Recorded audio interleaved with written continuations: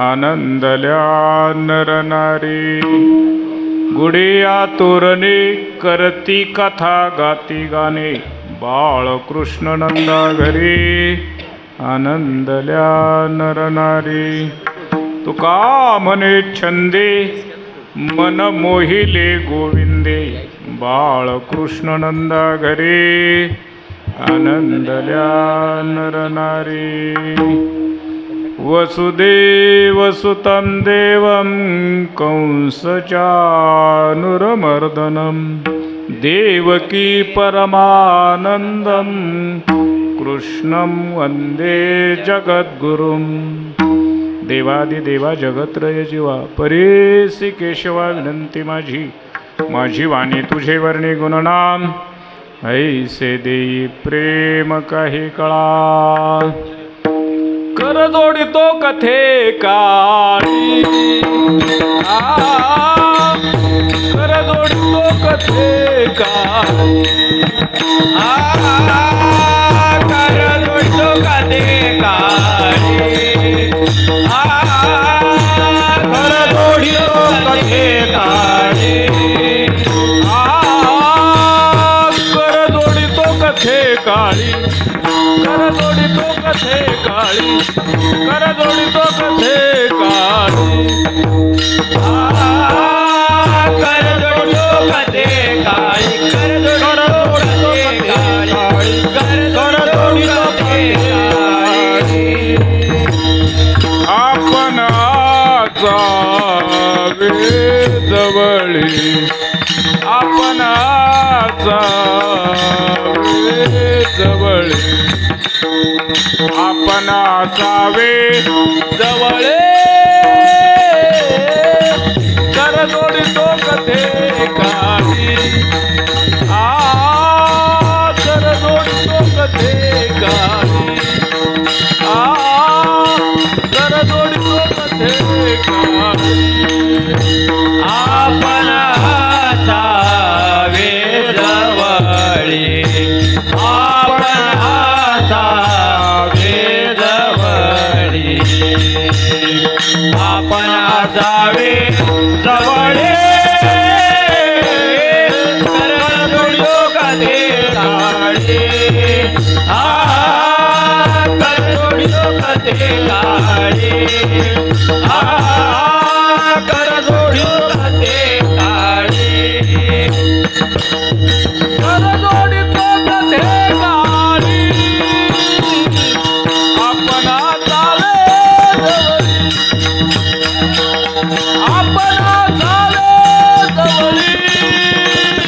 जावे जवळी, आपण जावे जवळी, कर जोडितो कथे काळी, आपण जावे जवळे, आपण जावे जवळे, आपण जावे जवळे।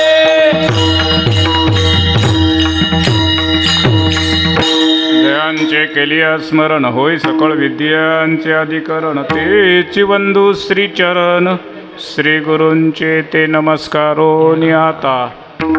गोकुळेच्या सुखा अंतपार नाही लेखा, बाळकृष्ण नंदा घरी आनंदल्या नरनारी। प्रस्तुत प्राप्त प्रसंगी कीर्तनरूपी सेवेकरता निवडलेला अभंग सकल संत कंठभूषण अनंत कृपा विभूषित विश्ववंद्य श्री जगद्गुरु तुकोबारायांचा काल्याच्या प्रसंगातील असून, गोकुळामध्ये भगवान कृष्ण प्रगट झाल्यानंतर जे काही आनंदाचं वातावरण तयार झालं त्याचा विशेष ओहापोह या अभंगातून महाराजांनी केलेला आहे।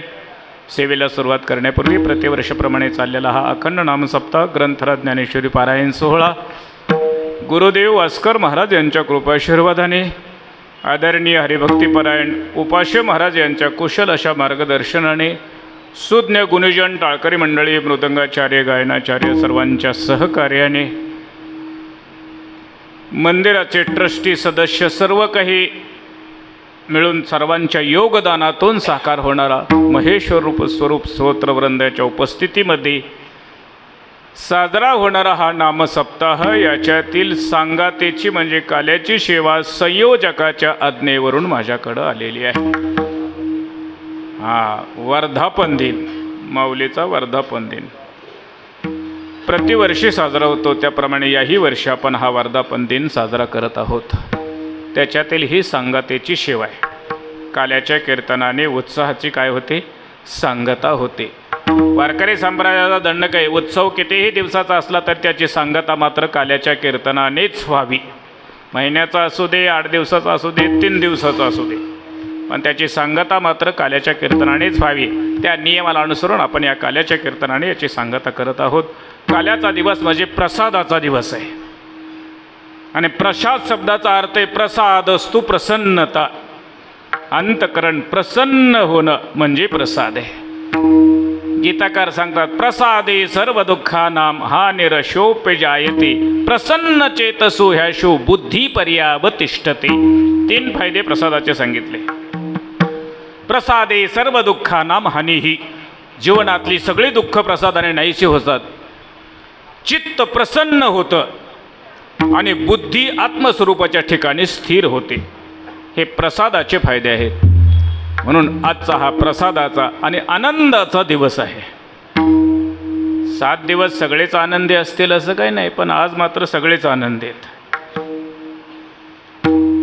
कारण काहीला या स्पीकरच्या आवाजामुळे त्रासही होतो. इतर दिवशी रात्री उशिरा तुम्ही जर कीर्तन सोडलं 12, 11 वाजेपर्यंत तर झोपेचा मोड होते ना, त्रासही होतो. त्यांना काय तो आनंद वाटत नाही. पण आज सगळेच आनंदी आहेत. जग हे त्रिगुणात्मक आहे, सत्व, रज आणि तम. काही सात्विक आहेत, काही रजगुणी आहेत, काही तमगुणी आहेत. एरवी इतर दिवशी तमगुणी आनंदी नसतील, पण आज ते सुद्धा आनंदी आहेत. सत्वगुणी आनंदित का? भगवंताच्या नवरसातल्या लीला ऐकायला मिळतील. रजगुणी आनंदित, नुसत्या लीलाच नाही तर प्रसाद मिळणार आहे. तमगुणी का आनंदित? तमगुणी एवढ्यासाठी आनंदित की ही 8-9 दिवस चाललेली कटकट एकदाची आज काय होणार आहे? संपणार आहे. त्यामुळे तेही आनंदी. सगळ्यांना आनंद प्रदान करणारा आजचा हा प्रसादाचा दिवस आहे. त्यामुळं कारण भगवान कृष्ण हा आनंदाचा कंद आहे. सगळ्यांना आनंद देण्याकरताच तो प्रगट झालेला आहे. जशी ज्याची इच्छा पूर्ण करून त्यांना आनंद प्रदान करणं हा कृष्ण अवताराचं मुख्य ध्येय आहे. अवतार एवढ्या करताच आहे. तसा हा महिना बी अवताराचाच महिना आहे. परवा रामनवमी आपण साजरी केली, हनुमान जयंती साजरी केली. अवताराचा हा महिना आहे. आपला भारत देश हा अवताराचा देश आहे. आता देशाचा अवतार काय झाला आहे यापेक्षा अवताराचा देश आहे हे महत्त्वाचं आहे. ठीक आहे. देव माणूस होऊन अवताराला येतो. परब्रह्म निष्काम तो हा गवळीया घरी. परब्रह्म निर्गुण निराकार असणारा तो परब्रह्म सगुण साकार माणूस होऊन अवताराला येतो. कशासाठी?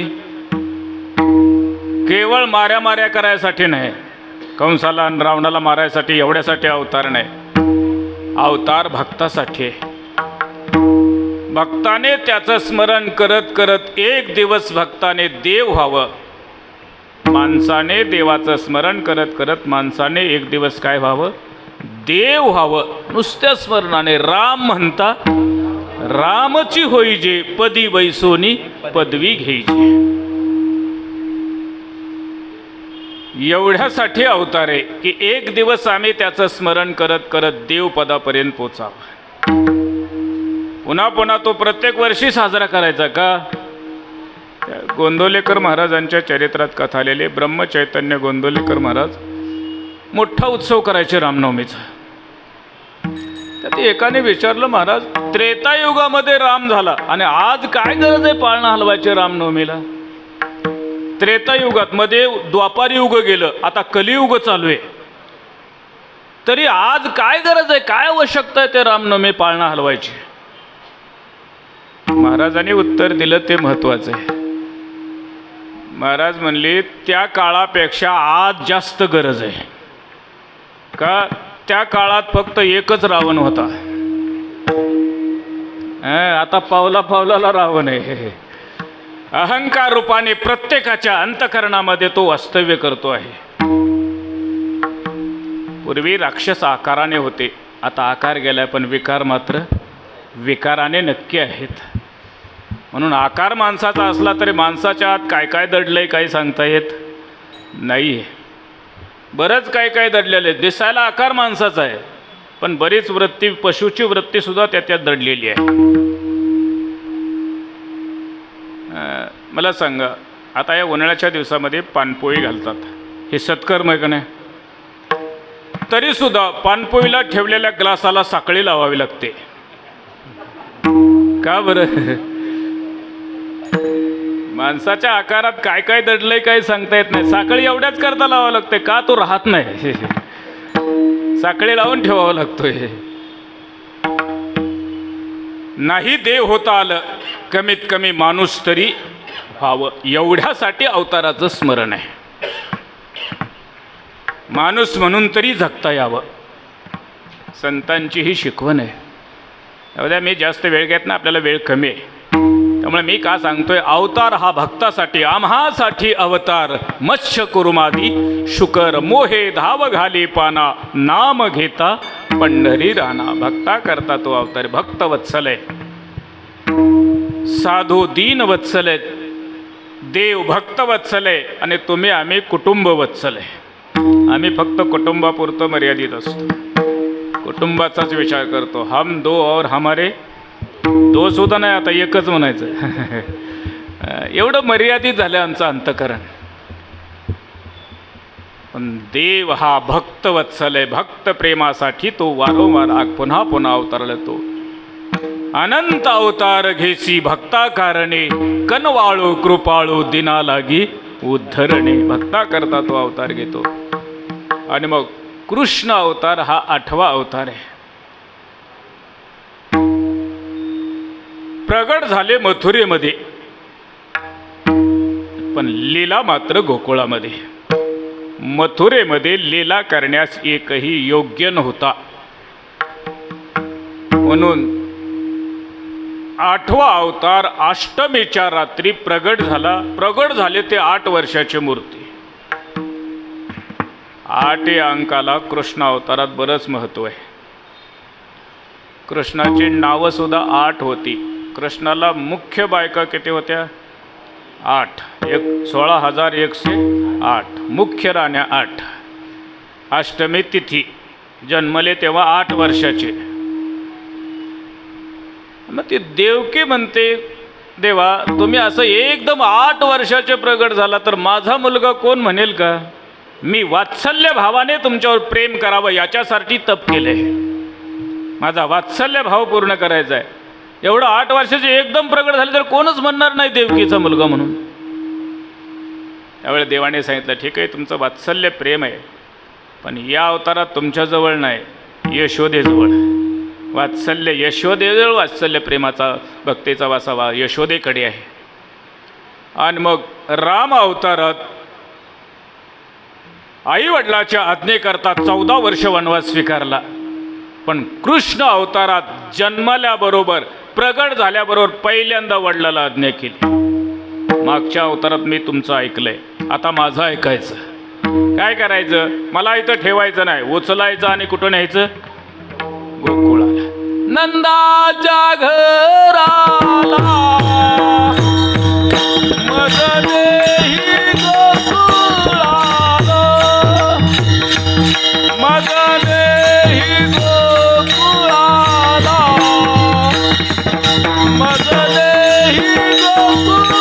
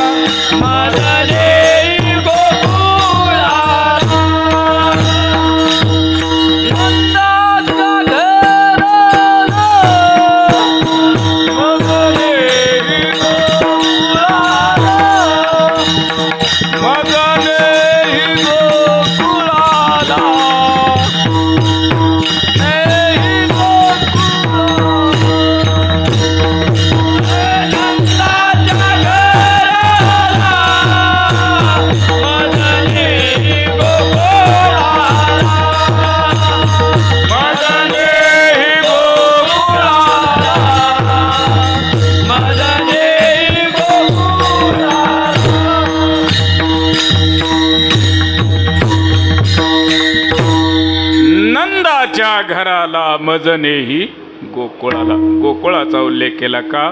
मथुरेमध्ये सगळे मरणारे आहेत. मथुरा त्यातला थू शब्द बाजूला काढायचा. काय राहतं? मरा. हे सगळे मरणारे आहेत. लीला करण्यास योग्य एकही नाही म्हणून त्यांच्यावर थू केलं आणि वसुदेवाच्या बरोबर गोकुळाकडे निघाले. पण गोकुळातला उल्लेख केला, न्यायचं कुठं हे सांगितलं, नंदाच्या घराला. गोकुळामध्ये अनेक घरं होती पण विशेष उल्लेख नंद बाबाचा केला. का बरं? नंद शब्दाचा अर्थ आहे आनंदो ददाती इति नंदहा. जो स्वतः दुःख सहन करतो आणि जगाला आनंद देतो त्याचं नाव नंद. आनंदो ददाती. पूज्य डोंगरे महाराजांनी हा अर्थ केला होता. स्वतः दुःख सहन करायचं, प्रजेला मात्र आनंद द्यायचा. आणि जो दुसऱ्याला आनंद देतो देव त्याच्याकडे आपण होऊन जातो. देवाला बोलवावं लागत नाही. मग आनंद, इतरांना आनंद देणं याच्यातच खरी मानवता आहे. संतांनी ही मानवता शिकवली. खरा तो एकची धर्म जगाला प्रेम अर्पावे. जगाला आनंद देण्यातच खरी मानवता आहे. मौली सुद्धा म्हणतात, मी पंढरीची वारी करील, पांडुरंगाचं दर्शन घेईल, पण मला जो आनंद मिळेल तो एकट्यापुरता न ठेवता आनंदे भरीन, आनंदे भरीन माझा गाव, आनंदे भरीन माझा मतदारसंघ. असं नाही, आनंदे भरीन तिन्ही लोक. केवढं विशाल अंतकरण आहे. अरे, ज्यांनी आळंदीत राहू दिलं नाही, भिक्षा वाढू दिली नाही, इंद्रायणीला आंघोळीला येऊ दिलं नाही, एवढा त्रास दिला, त्यांना आनंद देण्याकरता केवढं अंतकरण विशाल असेल. विशाल अंतकरणातच हे विचार राहतात. संकुचित अंतकरणात हे विचार राहत नाही. आम्ही सामान्य काही साध्या साध्या गोष्टी नाही देऊ शकत. आनंद काय देऊ शकतो? परवा एका ठिकाणी आम्ही कीर्तनाला गेलो. आता उन्हाळ्याचे दिवस, कीर्तन संपल्यावर एका वारकऱ्याच्या घरी गेलो. त्याने वरी गच्चीवर नेलं झोपायला. मस्तपैकी हवाशीर गच्चीवर वरी गेलो. तिथं झोपल्यानंतर लक्षात आलं, एक मोठा बल लावलेला होता उजेडासाठी, लाईटचा बल लावलेला. त्या बलाकडे पाहिलं तर लक्षात आलं की त्या बलाला एका बाजूने खपट लावून अंधार केला होता. त्याचा पूर्ण प्रकाश पडू दिलेला नव्हता. सहज मालकाला, घरमालकाला विचारलं, का म्हणे बल तर मोठाच्या मोठा लावला आहे पण त्याचा पूर्ण प्रकाश पडू दिला नाही, एका बाजूला असं खपट लावून अंधार का केला आहे? ते घरमालक म्हणले, महाराज तुम्हाला नाही कळायचं त्यातलं. बरं नका कळू दे, पण सांगा तर कारण काय? तो म्हणले, त्याचं असेल, लाईट बिल आम्ही भरतोय आणि आमच्या उजेडात शेजारची मंडळी जेवतात झोपतात, तिकडं उजेड जाऊ नये म्हणून मध्ये खपट लावलंय म्हणून. मी म्हणलं, मग खपट लावल्यावर तुम्हाला बिल किती कमी येतं? कमी नाही येत, पण आपलं फुकट लोकाला का द्या? अरे, साधा प्रकाश देऊ शकत नाही आम्ही, आनंद काय देऊ शकतो? संकोचित विचारात नाही राहू शकत. त्याच्याकरता अंतकरण विशाल उदार लागतं. सामान्य माणसं एखादं दुःख झालं तर ते दुसऱ्याला व्हावं अशी अपेक्षा करतात, पण आनंद दुसऱ्याला व्हावा असं नाही. लक्षात ठेवा, ज्या दिवशी जावचं पोरग चांगल्या मार्काने पास झाल्यानंतर आनंद होईल ना, त्या दिवशी समजायचं आपण कुठंतरी परमार्थात आलोय. आम्हाला नाही, आपलं पोरग नापास झालं तरी चालतंय, पण दुसऱ्याचं पोरग पास झालेलं चालत नाही. आपलं नापास झालेलं ते येताना सांगत आलं, आई मी नापास झालो. होऊ दे रे, होऊ दे, तुझ्या बापाने तरी काय देवा लावलाय. पण दुसऱ्या जावाचं पोरग चांगल्या मार्काने नापास झालं म्हणलं की पोटात दुखतंय. लक्षात ठेवा, ज्या वेळेला दुसऱ्याच्या आनंदात आनंदी होता येईल त्यावेळेला आम्ही परमार्थात प्रवेश केला असं समजायचं. दुसऱ्याच्या दुःखानं दुःखी नसतं, आनंद, त्याच्या आनंदात आमचा आनंद व्हावा. अरे, आधी लोकांचं चांगलं व्हावं अशी इच्छा केली तर नक्की आपलं चांगलं झाल्याशिवाय राहणार नाही. म्हणून आनंदो ददाती इति नंद. हा मला नंद सांगायचा आहे. कृष्ण कळण्यासाठी पहिल्यांदा नंद यशोदा कळणं महत्वाचं आहे. कृष्ण आपल्याकडे यायचा आहे ना, मग आधी नंद व्हावं लागेल. उदार अंतःकरणाने संतांनी आम्हाला हे शिकवण दिली. जमलं तर दुःख तुम्ही सहन करा, पण जगाला दुःख देऊ नका, जगाला आनंद द्या. आनंदी भरीन तिन्ही लोकांना आनंद देण्याकरता. आणि जो आनंद देतो तो देवाला आवडतो. नंद यशोदा शब्दाचा अर्थ आहे कष्ट आपण करते आणि यश दुसऱ्याला देते, तिचं नाव यशोदा. कष्ट आपण करते पण मोठेपणा मात्र दुसरा. तुमच्यामुळं झालं, तुम्ही नसता तर शक्य नव्हतं. करायचं आपण पण मोठेपणा दुसऱ्याला. आपल्याकडे ही वृत्ती आहे का? दुसऱ्याने केलं तरी मी केलं म्हणते, माझ्यामुळं झालं, मी नसतो तर कसं काय होतंय बघूया. दुसऱ्याने केलेलं आम्ही माझ्याकडे घेतोय, आता आपण केलेलं तर दुसऱ्याला देणं एवढं सोपं नाही. बऱ्याच वेळेला काय म्हातारी माणसं म्हणतात, मी हाय म्हणून घर चाललंय, मी गेल्यावर कळलं तुम्हाला कसे खाता येते. मी म्हणलं तुमचीच अडचण आहे, तुम्ही मरून बघा, लाडू शिवाय खाणार नाहीत. माझ्याशिवाय, माझ्यामुळं चालतंय. विनाकारण माणूस अहंकार घेतो. अरे सगळी ही त्या परमेश्वराची लीला आहे. वृक्षाची ही पान हाले ज्याची सत्ता, राहिली अहंता मग कोठे. पण आज कोणी कोणाला मोठेपणा द्यायला तयार नाही. दुसऱ्याने केलं तरी मी केलं म्हणते. आज मुलगा सुद्धा बापाला मोठेपणा द्यायला तयार नाही. दुसरं कोण देऊ शकतं मग? एका गावात आम्हाला पहिल्यांदा गेलो आणि नंतर 15-20 वर्षांनी जाण्याचा योग आला. पहिल्यांदा गेलो, वारकरी होते, लहान मुलगा होता, साधं घर होतं, पत्र्याचं साधं घर. बसायला घोंगडीवर आपलं चहा पाणी झालं आणि नंतर तो मुलगा हुशार झाला, चांगली नोकरी लागली, क्लास 1 अधिकारी झाला, मस्त बंगला वगैरे बांधला, सगळं चकाचक. आणि पुन्हा 20 वर्षांनी जाण्याचा योग आला. आणि तो मुलगा आला, विचारलं, म्हणे महाराज किती दिवसांनी आलाय? म्हणे तुम्ही लहान होता तो बरंच मला आठवते, 15-20 वर्षांनी आलोय. मग तो लागला विचारला, होतं का आमच्या बापाच्या काळात काय घर बसायला नीट? आता हे सगळं चकाचक बंगला आहे, सोफा सेट आहे, टी व्ही, सगळं चकाचक, हे सगळं कुणी केलंय? मी केलंय. हे सगळं मी केलंय. बापाच्या काळात होतं का काय? मग त्याला म्हणलं मी म्हणायला लागले, मी म्हणाले. त्याला म्हणलं एक लक्षात ठेव, तुझ्या वेळेला जर बापाने ऑपरेशन केलं असतं तर तुझा नंबर लागला असता का? म्हणणं वडिलाच्या आशीर्वादाने झालं, काय बिघडते? शांती रूपे नव्हे कोणाचा वाईट, शांती रूपे नव्हे कोणाचा वाईट, शांती रूपे नव्हे कोणाचा बाधित, शांती रूपे नव्हे कोणाचा बाधित. वाढवे महत्व वडिलाचे, वाढवे महत्व वडिलाचे, तमचे गती तो एक पावेल, उत्तमचे गती तो एक पावेल, उत्तमचे गती तो एक पावेल. वाढवे महत्व वडिलाचे, वाढवे महत्व वडिलाचे, उत्तमचे गती तो एक पावेल, उत्तमचे गती तो एक पावेल, उत्तमचे गती तो एक पावेल. शांती रूपे नव्हे कोणाचा वाईट, शांती रूपे नव्हे कोणाचा वाईट, शांती रूपे नव्हे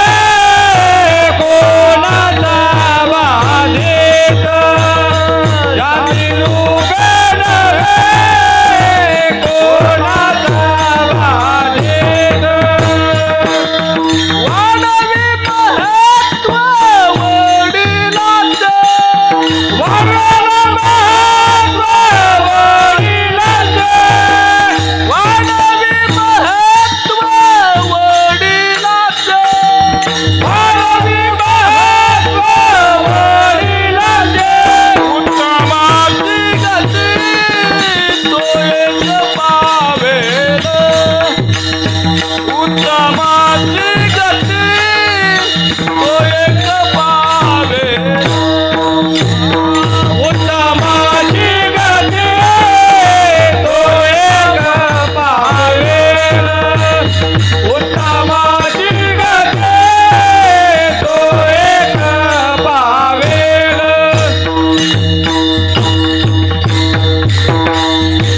शांती रूपे नव्हे कोणाचा वाईट वाढवी महत्व वडिलांचे. आई वडिलाच्या आशीर्वादाने झालं मनच जा, काय बिघडत नाही. जरी तुम्ही केलं असलं तरी मोठेपणा दुसऱ्याला द्या, त्याच्यात एक वेगळा आनंद आहे. म्हणा ना तुमच्यामुळं झालं, काय बिघडते. यशोदा यश दुसऱ्याला देते, तिचं नाव यशोदा. आणि मग ही जोडी आनंद आणि यश, आपण दुःख आणि कष्ट सहन करायचं आणि आनंद आणि यश प्रजेला द्यायचा, ही असणारी जोडी तत्व आहे. आणि मग याच्याकडे देव आपोआप आकृष्ट होतो. देव म्हणतो मला तिथं जायचंय, मला तिथं घेऊन चला. नंदाच्या घराला मजनेही गोकुळाला. नंदाच्या घरी देव आपण होऊन येतोय, त्याच्याकरता नंद यशोदा महत्वाची. वसुदेवाने एका टोपलीमध्ये देवाला घेतलेलं आहे. पायात बेड्या होत्या, हातात बेड्या होत्या, कुलपे सगळे, पण देवाला स्पर्श केल्यावर आपोआप बेड्या तुटल्या संकळा, पायीच्या आळगळा कुलपे कोंडी. उचलेला कमळापती पायीची बंधने गळती. मग घेऊन बाहेर डोक्यावर घेतलेले सगळे रक्षपाळ झोपलेले आहेत. मंद मंद मेघ गर्जना करती, नद्या वाहताती दोही थड्या. यमुना दुथडी वाहते आहे. मंद मंद पाऊस पडतोय. आणि मग शेषानं त्याच्यावर पाणी, भगवंतावर पावसाचा थेंब पडू नये म्हणून आपला फणावरी धरलेला आहे. शेषानं त्या मेघाला आपल्या मस्तकावर धारण केलं. मेघ परोपकारी आहे, त्याच्यावर रागावले नाही. आपल्या मस्तकावर धारण केलं आणि भगवंताला निवारा केला आणि यमुनेपर्यंत आलेले. यमुना आनंदाने वाढत होती. पूर आला आनंदाचा, लाठा उसळती प्रेमाच्या. आनंदाचा पूर वाढत होता. त्याचं कारण होतं, भगवंतानी यमुनेला आश्वासन दिलं होतं की मी कृष्ण अवतार घेईल, त्यावेळेला पहिलं दर्शन तुम्हाला. पहिलं दर्शन कृष्ण अवतारातलं पहिलं दर्शन यमुनेला. त्यामुळं यमुना आनंदाने वाढत होती की आज मला देवाचं दर्शन होणार. त्यामुळे पूर अशा लाटा प्रेमाने उसळत होत्या. वसुदेवजी जवळ आलेत आणि यमुनेनं मनोमन प्रार्थना केली, वसुदेवजी 2 मिनटं देवाला खाली ठेवा, मला दर्शन घेऊ द्या आणि मग मी तुम्हाला जाण्याकरता वाट देते. पण वसुदेवजी आपल्या मतावर ठाम होते, कारण मला ठेवायला सांगितलंय पण यमुनेच्या घरी नाही, नंदाच्या घरी. मध्ये यमुनेच्या घरी नाही ठेवू शकत, मी खाली ठेवू शकत नाही. यमुना म्हणले मग मी तशी जाऊ देत नाही. दोघं बी हट्टाला पेटले. हे बी आता देव बरोबर आहे, त्यामुळं हारी आला हाता. मग कैची भय चिंता, चिंता नाही, भीती नाही, तसाच पाण्यामध्ये प्रवेश केलेला आहे. कमरे एवढं पाणी आलं, छाती एवढं पाणी आलं, हेही मागं सरत नाहीत, यमुनाही मागं सरत नाही. दोघं हट्टाला पेटले. गळ्या एवढं पाणी आले. मग आता एकाच पक्षातली जर परस्पर भांडायला लागली तर नेत्याला काहीतरी पर्याय काढावाच लागतोय ना. मग देवाने विचार केला, दोघं आपले कोणी मागं सरायला तयार नाही, मग आपल्याला काहीतरी प्रयत्न करावे लागेल. गळ्या एवढं पाणी आलेलं होतं, डोक्यावर पाटी होती, पाटीतून देवाने पाय बाहेर काढला आणि यमुनेला स्पर्श केला, दर्शन दिलं. दर्शन दिल्याबरोबर तिने आपलं जीवन धन्य मानलं. तुका म्हणे जन्म आल्याची सार्थक विठ्ठलची एक देखल्या. मानवी जीवनाचं सार्थक झालं. आनंदाने ते तृप्त झालेले आणि लगेच वाढ दिली. वरचं पाणी वरी थांबलं, खालचं पाणी खाली, असं दुभंगलेलं. मध्ये रेष पडावी. वाटतं जुन्या माता भगिनी भांग पाडताना केसात असं सरळ रेष पाडतात ना, हां सरळ रेष. हे जुन्या माता भगिनी बघ, आता नवीन नाही राहिलेलं आहे, आता बदल झालेला आहे. आता ते लसणाचा वाफा वेगळा, कांद्याचा वाफा वेगळा, वेगवेगळे वाफे तयार झाले. तो भाग जाऊ दे, आपला तो विषय नाही. पण जुन्या माता बहिणी जसं केसाचा भांग पाडावा तसं पाणी दुभंगलेलं आहे. खालचं पाणी खाली थांबले, वरचं पाणी वरी थांबलेलं आहे, मध्ये वाढ झालेले आणि पलीकडे वसुदेवजी गेलेले. रात्रीची वेळ ते गोकुळात प्रवेश केला. नंदबाबाच्या वाड्याला 4 दरवाजे होते. गोमुख गाईच्या गोठ्यातून एक दरवाजा होता, त्याला गोमुख दरवाजा म्हणत होते. तो दरवाजा उघडा होता. गाईच्या गोठ्यातून प्रवेश केलेला आहे. मध्ये गेलेले तिथं यशोदेजवळ माया खेळत होती. सगळे शांत त्या योग मायेनं झोपलेली होती. देवाला तिथं ठेवलं आणि त्या मायेला उचलून घेतलं. मायेच्या प्रभावाने उचलून घेतल्याबरोबर पुन्हा चालत यावं लागलं नाही. योग माया आहे. त्या मायेच्या प्रभावाने लगेच पहिला होता तसा बंदीखान्यामध्ये हजर. मायेचा प्रभाव आणि हजर झाल्याबरोबर त्या मायेचा रडण्याचा आवाज आला. लहान मुलाचा रडण्याचा आवाज आला. आवाज आल्यावर रक्षपाळ जागे झाले. कारण सगळा कडोकट बंदोबस्त वाढला होता. कारण 8वा होता हा. आणि 8वा कंसाचा कोण होता? वैरी होता. 8वा माझा वैरी, आकाशवाणीनं सांगितले. आणि मग त्या 8व्याचा कंसाला ध्यास लागलेला होता.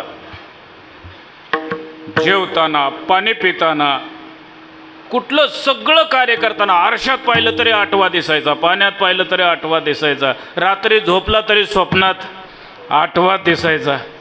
पांडुरंग ध्यानी पांडुरंग मनी जागृती स्वप्नी पांडुरंग. तशी अवस्था कंसाची झालेली आहे. त्याला 8व्याचा ध्यास लागला होता. आणि एवढ्यात एक सेवक सांगत पळत आला की 8वा जन्माला आला. 8वा जन्माला आला. कंस तसाच धावत निघाला लगेच. त्याला कधी मारतोय असं झालं होतं, कारण माझा वैरी येतो. धावत आलेला आहे. देवकीनं ते मुलगी माया मांडीवर घेतलेली होती आणि बसली होती. कंस धावत आलेला आहे. त्याचा तो क्रूर भाव पाहिलेला आहे. पण देवकीनं विनंती केली, दादा 2 मिनटं थांब. आजपर्यंत मी माझी 6 मुलं माझ्या हातानं तुझ्या ताब्यात दिली. मारू नको असा प्रतिकार केला नाही. पण एवढ्या वेळेस माझा ऐक.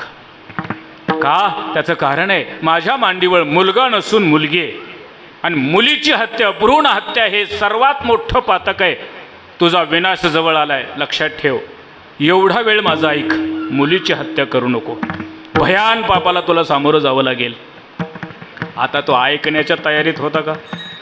तो म्हणला, ताई मुलगा आहे का मुलगी मला माहीत नाही. मला फक्त 8वा माझा वैरी एवढं माहीत आहे.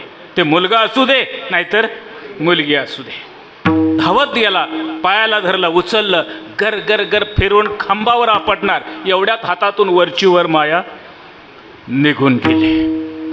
बरं, जाताने गप गेली नाही. जाताने सांगून गेले, मूर्खा मला काय मारतो? तुला मारणारा माझ्या आधी जन्मला आहे. तुझ लागी वधी उपजला मज आधी. माझ्या आधी जन्मला आहे, मला काय मारतो? एवढं सांगितलं आणि भगवान कृष्णाजवळ गेले. दर्शन घेतलं देवाचं आणि देवाला सांगितलं, देवा असं असं काम केलंय. कंसालाही सावध केलंय. देव म्हणले, काय नाही, तुम्ही चांगलं काम केलंय. याबद्दल तुम्हाला पुढं काही दिवस का होईना उत्तर भारताचा मुख्यमंत्री करू.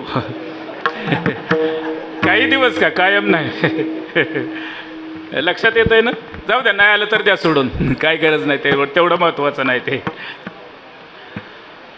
इकडं गोकुळामध्ये नंदबाबाला मुलगा झाला ही वार्ता वाऱ्यासारखी सगळीकडे पसरली.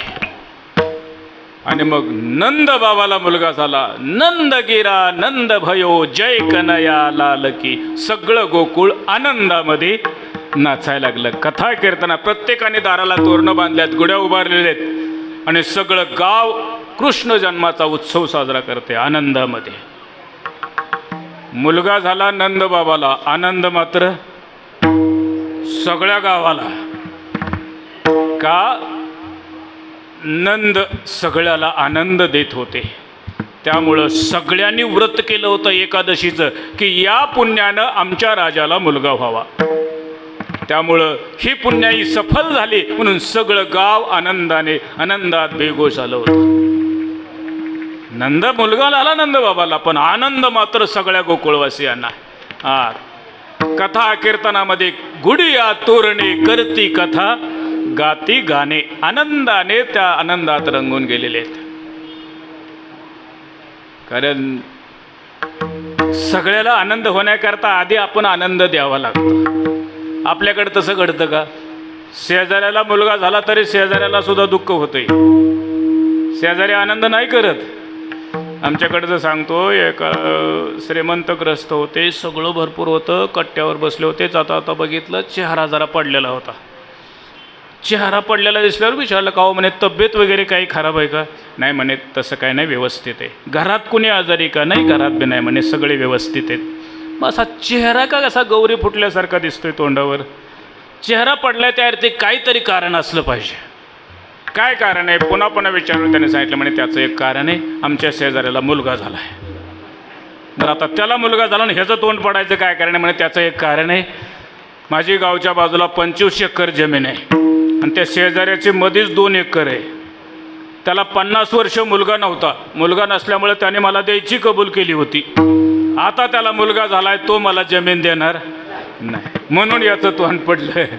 अरे आपणही जगा आणि दुसऱ्यालाही जगू द्या. लक्षात ठेवा, आमची ही वृत्ती आहे. पण आनंद गोकुळवासियांना एवढा आनंद झाला की त्या आनंदाला पारावार नाही. गोकुळीच्या सुखा गोकुळीच्या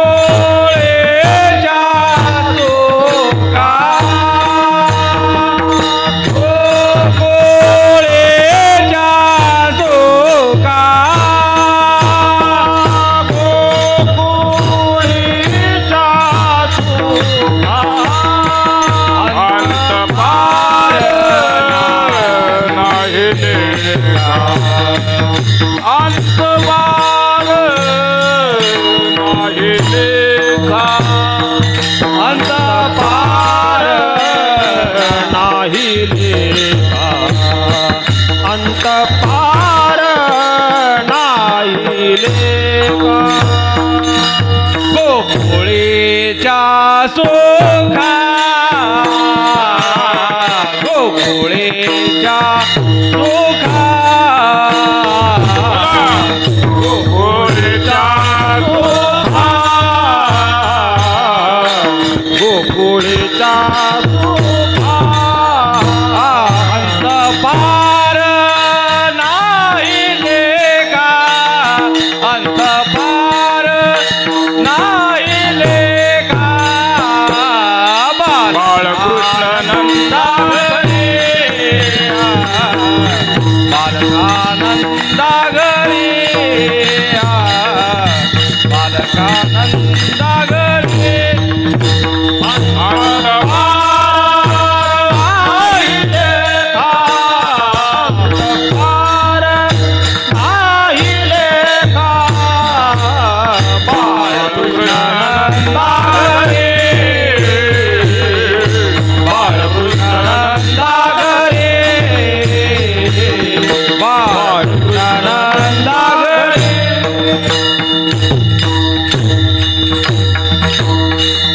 गोकुळीच्या सुखा अंत पार नाही लेखा.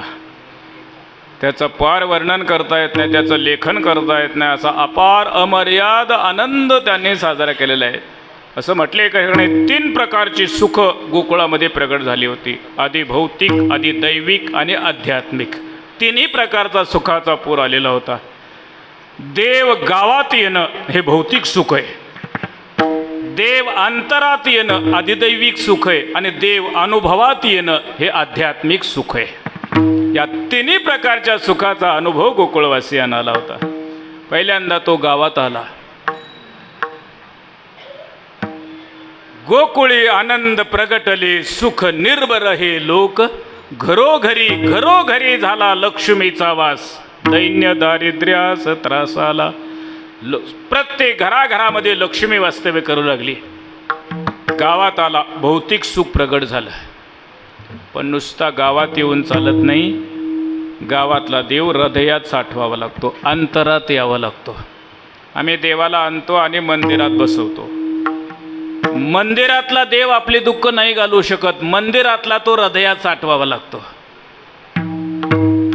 जोपर्यंत मंदिरातला देव हृदयात येत नाही तोपर्यंत दुःख संपत नाहीत. मंदिरातला मंदिरात राहतो. बऱ्याच वेळेला काही लोक तीर्थयात्रेला गेले की त्या देवाचा फोटो आणतात. फोटो घरामध्ये लावतात. फोटो वरी घरात भिंतीला असतो आणि हा खाली रडत असतो. काही फरक पडत नाही. बाहेरचा देव आपले दुःख घालू शकत नाही. बाहेरचा देव अंतरात साठवावा लागतो, त्यावेळेला दुःख संपतात. आनंदाचा अंकुर यायचा असेल तर देव अंतकरणात यावा लागतो. आला नारायण तयाच्या अंतरा, दया क्षमा नरा नारी लोका. गोकुळवासी आणि ज्या ज्या गोपिकाने त्याला डोळं भरून पाहिलं त्या प्रत्येकीनं त्याला हृदयात साठवलेलं होतं. ते शरीराने घरी जायच्या पण मनाने कुठं असायच्या? देवाजवळच असायच्या.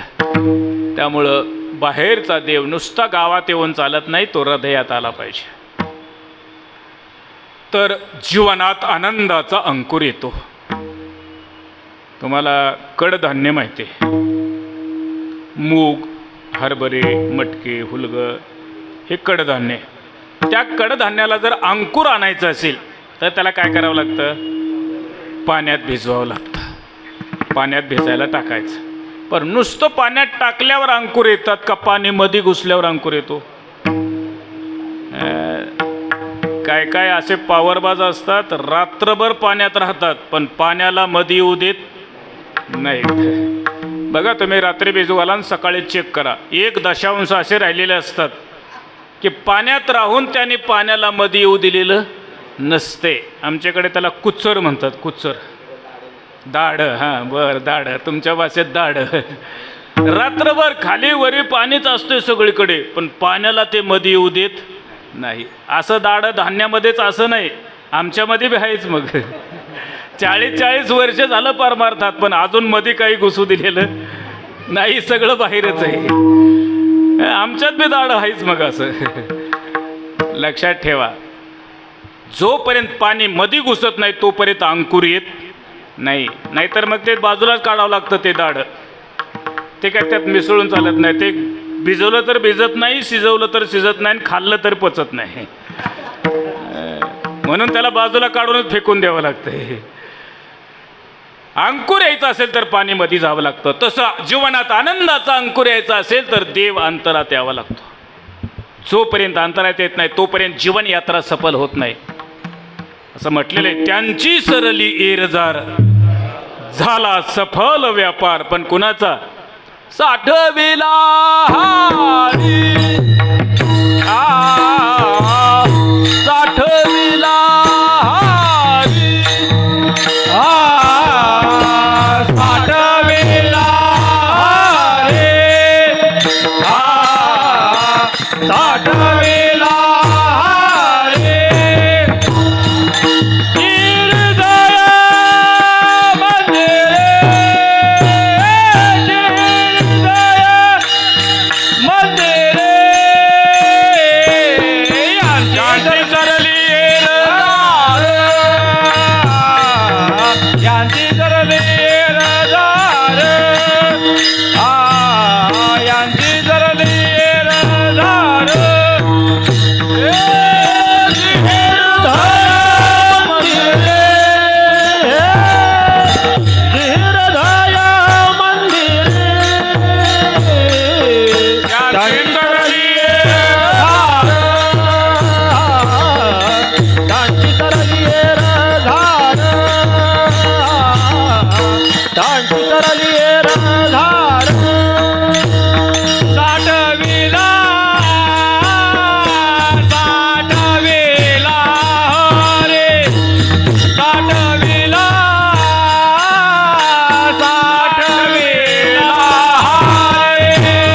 साठविला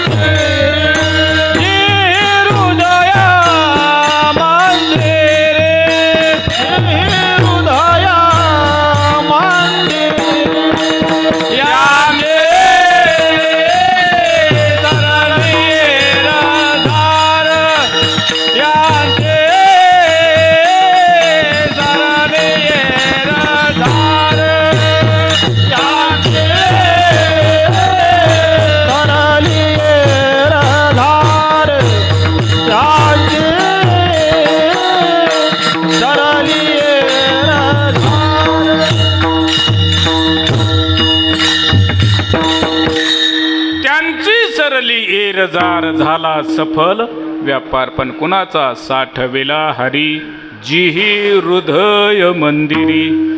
प्रत्येक संतांनी, तुम्ही पंढरीला गेला ना, डोळे भरून देवाला पाहायचं आणि तसाच्या तसा हृदयात साठवून घरी घेऊन यायचं. हा खरा देवाचा प्रसाद आहे. आम्ही आणतो देवाला गेल्यावर गोंगड्या आणि बांगड्या, ह्याच्यापेक्षा दुसरं काय आणतो? अरे हा देवाचा प्रसाद नाहीये. अभिन्न या सेवा चित्त मियाची भरेल जेव्हा, माझा प्रसाद जाण तेव्हा संपूर्ण झाला. हा खरा देवाचा प्रसाद आहे. देवाला हृदयात साठवा. प्रत्येक गोकुळवासी आणि गावात आलेला तो देव हृदयात साठवला होता. आणि हृदयात साठवणं आधी भौतिक सुख आहे, दैविक सुख आहे. भौतिक सुख गावात येणं, आधी दैविक सुख तो अंतरात येणं. आणि एकदा अंतरात साठवला ना तो सहसा जात नाही. मग बाहेरचा दृष्टीआड होतो, पण हृदयात ज्याने साठवला तो कधीच सोडून जात नाही, कारण प्रेमाने त्याला कळलेलं असतं. ते प्रसंग सांगतो तुम्हाला. बिल्व मंगल नावाचे उत्तर भारतात भक्त होऊन गेले. वृंदावनात राहायचे ते आणि दोन्ही डोळ्याने आंधळे होते. आंधळे होण्याची कारणं वेगळी होती, सगळा इतिहास मी सांगत बसत नाही. मला हे सांगायचं आहे की त्यांची सरली इरजार साठवेला हरी. वृंदावनात राहायचे आणि मी दोन्ही डोळ्याने आंधळे, पण दररोज भगवान कृष्णाच्या दर्शनाला मंदिरात जायचे, राधाकृष्णाच्या दर्शनाला दररोज जायचे. पण गर्दी असल्यावर लोक वैतागायचे, तुम्ही दोन्ही डोळ्याने आंधळे, काही दिसत नाही, मग कशाला लोकांमध्ये गर्दी करता का? देव दिसतोय का तुम्हाला? नाही दिसत, मग कशाला गर्दी करता लोकांमध्ये? त्यावेळी त्यांनी उत्तर दिलं, हो ठीक आहे, तुमचं म्हणणं बरोबर आहे, मला देव दिसत नाही, पण मी एवढ्या करता येतो की त्यांनी मला पाहावं. तो मला पाहतोय ना, मला नाही दिसला तरी त्याने मला पाहावं, एवढ्यासाठी मी येतोय. दररोज नेमाने जायचे मंदिरात दर्शनाला. आता कधी कधी बरोबर असायचं एका जोडदार, पण कधी रोज कोण लागले हाताला धरून न्यायला आंधळ्या माणसाला? कोण रिकाम आहे रोज? ठरल्याप्रमाणे एके दिवशी बाहेर पडले. हृदयात देवाला साठवलेलं आहे. मूर्ती देवात सतत कृष्ण मूर्ती सावळी, खेळे हृदय कमळी, शांती क्षमा तया जवळी, जीवे भावे अनुसरल्या. आणि निघाले काठी टेकवत, हातामध्ये चिपळ्यात आणि मुखामध्ये चिंतन आहे, श्रीकृष्ण गोविंद हरे मुरारे, हे नाथ नारायण वासुदेव. आनंदाने चिंतन करत निघालेत. मागचे चिंतन आहे, पुढचं नाही, सगळं वर्तमान काळ फक्त आनंदात घालवायचा. भूतकाळ सगळत बसायचं नाही आणि भविष्याची चिंता करायची नाही. वर्तमान काळ आलेला क्षण आनंदात घालवायचा. हे खरंच जीवन जगणं आहे. आम्ही मागचं सगळत बसतो. आता होऊन गेलेलं आहे, त्याच्यात काय बदल होणार आहे का? म्हणून मागचं सगळत बसायचं नाही. बरं, पुढं काय होणार आहे आपल्याला कळतंय का? नाही कळत. पुढचंही आपल्या हातामध्ये नाही, पण आलेला वर्तमान क्षण मात्र आपल्या हातात आहे. त्यामुळं भक्ताने आलेला क्षण भगवत चिंतनात आनंदात घालवणं हे आम्हाला संतांनी शिकवलं. चिंतनात मस्तपैकी रंगलेले आणि निघाले मंदिराकडे. काय झालं, आता आंधळे शेवटी रस्ता चुकले. आणि रस्ता चुकल्यामुळे पडले गावाच्या बाहेर. आपण कुठं चाललोय काय याचं भान नाही. असो ऐसा कोठे आठवची नाही, देहीच विदेही भोगू दशा. देहातच विदेही अवस्था अशा असणारे ते महात्मे चिंतन करत बाहेर पडले. गावाच्या बाहेर पडले. पुढं डोंगर आणि दरी आहे. आता थोडा वेळ 1-10 मिनटं चालले की एका मोठ्या दरीत पडणार. अशा वेळेला पण काय, याने घ्यावे नाम तिसी करणे त्याचे काम. याने चिंतन करावं आणि चिंता देवाने करावी. त्याने बालरूप धारण केलं. भगवान कृष्ण आणि धावत आले. बाबा तुम्ही रस्ता चुकलाय, थांबा, पुढे मोठी दरी, जाऊ नका, मी तुम्हाला रस्त्याला लावतो, थांबा. जवळ आले आणि हाताला धरलं बाबाच्या. पण बाबा आंधळी माणसं लय हुशार. आपला हात कधी दुसऱ्याच्या हातात देणार नाही, त्याचा हात पकडतात. आपला हात दिला तर कवा सोडून जाईल काय सांगता येते. आंधळी माणसं सहसा बघा तुम्ही, लक्ष द्या, आपला हात नाही देणार दुसऱ्याच्या हातात, त्याचा पकडणार. याचा हात धराच्या हात, याने त्याचा हात पकडला. हात पकडल्यावर त्याला एक दिव्य स्पर्श जाणवला. हा सामान्य मानवी स्पर्श नाहीये. लक्षात आलं. पण आतापर्यंत पाखरू सुद्धा इकडं कोणी ओरडत नव्हतं आणि अचानक लहान मूल कसं आलं इथं. पण ठीक आहे, सापडलाय ना आता सोडायचं नाही असं मनात ठरवलं. आता सोडायचं नाही. मग त्याने सांगितलं बाबा रस्ता मागायला चला मागं आणलं. मेन रस्त्यावर आणलं आणि सांगितलं या उजव्या हाताने सरळ जायचं. सरळ मंदिराकडे रस्ता जातोय. मला जाऊ द्या, मला सोडा, मी गाई राखतोय, माझ्या गाई लांब गेल्यात. ते म्हणले आता लय दिवसाने सापडलाय, आता कसा सोडतोय. घट्ट धरला हात. पण शेवटी देव आहे, सर्व देवांचा हा देव माझा बळीया पंढरीराव. शेवटी बलवान आहे तो. त्याने एक जोरात हाताला झटका दिला आणि बाजूला गेला. पण त्यावेळेला बिल्वमंगलाचे वाक्य आहेत, देवा लक्षात ठेव, शारीरिक दृष्टीनं तू माझ्यापेक्षा बलवान आहेस हे मी मान्य करतो. तुझ्या शारीरिक दृष्टीनं मी दुर्बळ आहे हे मी मान्य करतोय. पण एक लक्षात ठेव, खरा बलवान तेव्हा तुला समजेल मी तुला हृदयात साठवलंय. तिथून निघून जा, मग तुला खरा बलवान समजेल. कारण नाही जाऊ शकत. हृदय बंदीखाना केला, आत विठ्ठल कोंडीला. तो प्रेमाने बांधलेला होता, त्यामुळं नाही जाऊ शकत. हृदयात त्याला साठवा. आदिदैविक सुखाचा अनुभव जीवनामध्ये येतो आणि मग हृदयातला देव एक दिवस अनुभवात येतो. याला आध्यात्मिक सुख म्हणतात. गोकुळवासियांना हे तिन्ही सुख त्यांनी डोळे भरून पाहिलं, हृदयात साठवलं आणि त्यांना कुठल्याही प्रकारची साधना न करता ब्रह्मज्ञान झालं. लोका गोकुळीच्या झाले ब्रह्मज्ञान. लोका गोकुळीच्या झाले ब्रह्मज्ञान.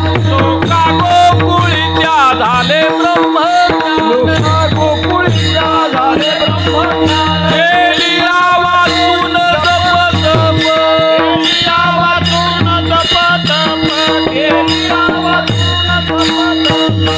लोका गोकुळीच्या झाले ब्रह्मज्ञान. लोका गोकुळीच्या झाले ब्रह्मज्ञान. केलिया वाचून जपतप. केलिया वाचून जपतप. केलिया वाचून जपतप. लोका गोकुळीच्या झाले ब्रह्मज्ञान. केलिया वाचून जपतप. त्या गोपिका एकमेकीशी बोलताना वेदांताची चर्चा करायची. एकी एकटाचे असून एकला, विश्वी विश्वाकार होऊन या ठेला. जया परी हा तैसाची गमला, नंद नंदन हा आचो जांबुला. ऐशा गवळ नित्या बोलती परस्परी. वेदांताची चर्चा करायची का? आध्यात्मिक सुख. मी 3 प्रकारची सुख सांगितली. भौतिक सुख देव गावात येणं, आदिदैविक सुख देव अंतरात येणं आणि आध्यात्मिक सुख देव अनुभवात येणं.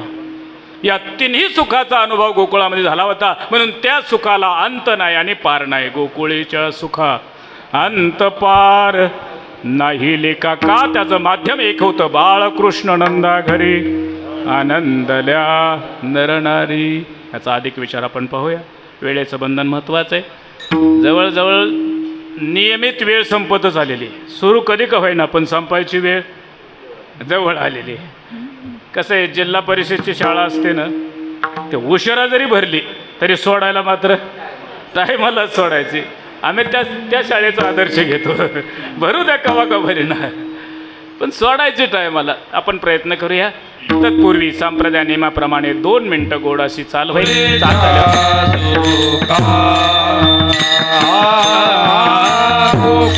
गोकुळीच्या सुखा, गोकुळीच्या सुखा, गोकुळीच्या सुखा, गोकुळीच्या सुखा.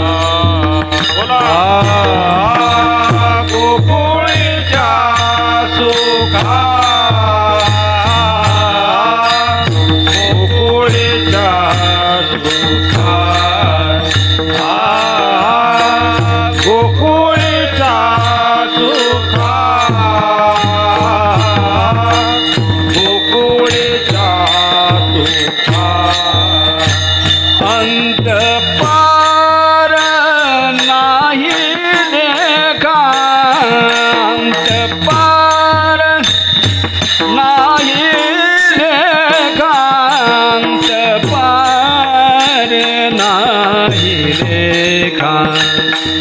अंत पार नाही लेखा बाळकृष्ण नंदा घरी बाळकृष्ण नंदा घरी बाळकृष्ण नंदा घरी बाळकृष्ण नंदा घरी अंत पार नाही लेखा अंत पार नाही लेखा अंत पार नाही लेखा अंत पार नाही लेखा बाळकृष्ण नंदा घरी बाळकृष्ण नंदा घरी बाळकृष्ण नंदा घरी बाळकृष्ण नंदा घरी आनंदल्या नारी आनंदल्या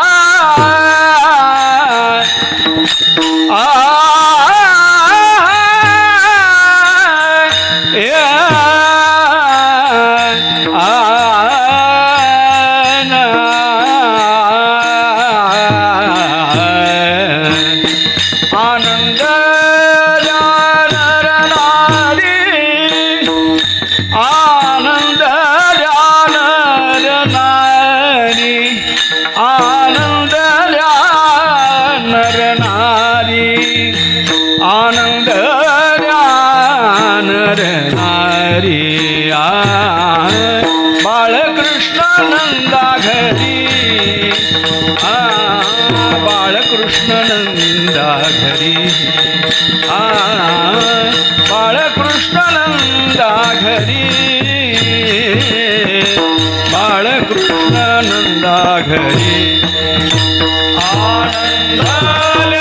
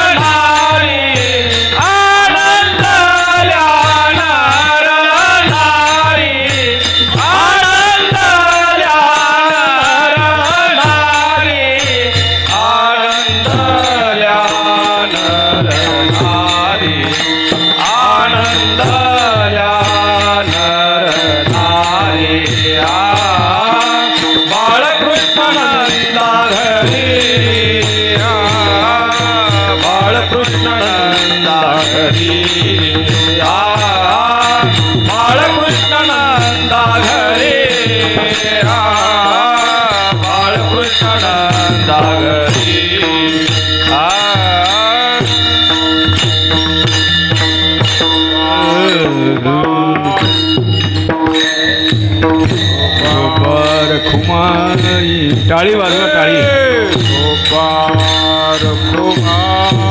जय जय विठोबर 2 मिनिटं सगळे भजन करा जय जय विठोबर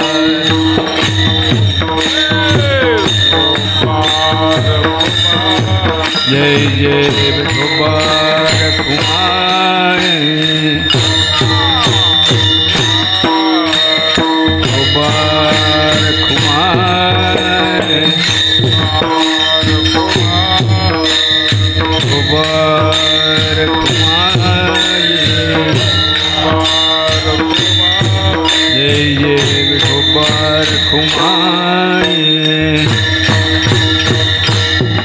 जय जय विठोबार कुमार जय जय विठोबार कुमार जय जय विठोबार कुमार